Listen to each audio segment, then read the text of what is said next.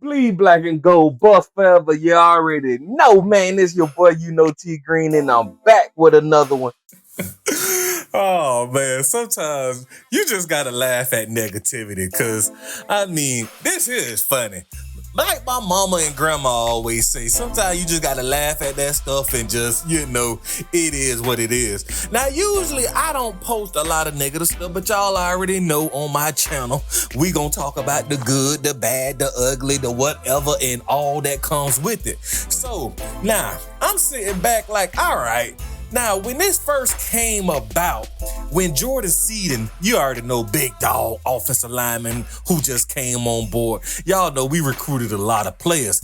He had mentioned, when he was on his visits to various schools around this nation of ours, they were saying, hey, what you going up to CU Buffaloes? What you want to be, a rapper? They were saying little stuff like that. Now, I laughed at it and, I didn't even make a post on it because to me, I just felt like that, whatever. But now, more and more news is coming out. I was sitting back and I was watching Big Dog Justin Myers speak on this, and, I'm going to play the video so y'all can hear it. 20 schools knew I was there and was calling me like 10 times throughout the day, sending me texts. I don't know if y'all heard about it. It was like viral for a little bit. Some coach texted me like an essay saying, whatever they offer you there, this and that, we could do that. And, don't drink the Deion Sanders Kool-Aid, and don't drink the Kool-Aid of the program and buy in. And it was crazy because I was in a meeting with one of the coaches at CU, and my phone was just blowing up. And I'm like, okay, hold on, let me just check my phone real quick because this, someone could be dying or something. Who knows, And so I checked it. And it was just essays of just crazy banter, just not to be in like racial stuff, but it was just crazy stereotypical terms that was pretty alarming. Kool-Aid, being a rapper, or just that gang over there. Just all types of negative connotations that just sheds a bad light on the college football world. How, when in college football, we're also supposed to be unity and teammanship at the end of the day, but this process can get rigorous, especially if the teams really want you, and they know your worth, and they get pretty ruthless. So I think this process really exposed that, and it was kind of sad because all the coaches that I had made relationships with through the transfer portal process, because you talk to them all the time, those were some of the first coaches to tear me down after I committed to CU and tear down coach. I had a lot of coaches say, derogatory terms to me and this and that, and just wish the worst, that I just came here. So it just comes with it. But I've learned in life, if people aren't hating, you're not doing anything right.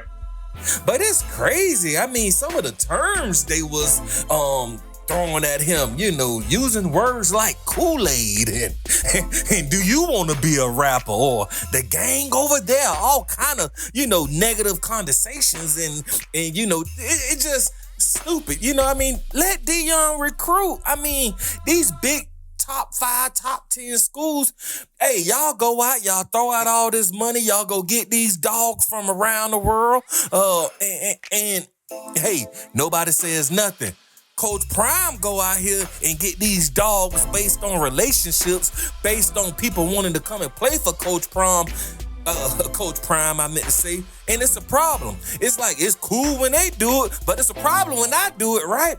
So I'm sitting back and I'm just listening to it. It's just crazy. And that's just not only, those two players. Other teammates has been saying stuff like Nikhil Webb Walker. He also said recently he was turned off, by Oregon State coach. He went after Coach Prime. Now, Coach Prime snapped and said, hey, I heard what y'all been saying about me now. So, but Walker, he came out and said Oregon State coach, had a lot to say. And I can laugh at this, but it's really not funny. But one of the coaches, kind of said, hey, what you want to feed him? Some Colonel Sanders, some best chicken and watermelon on his visit? Whoa. Like, that's kind of crazy, And Sanders is dressed, these coaches indirectly, when he was speaking on Robert Griffin, the third podcast early this year. But, it just, I don't know, it's crazy. And this is what Coach Prime said on Robert Griffin, the third podcast, if y'all don't remember. He said, be careful, because when these kids bring phones into your meetings, meeting room, you're exposed to certain things, Sanders said. I'm not going to put it out there, but just keep my name out of your mouth. So is he speaking on Oregon State coach?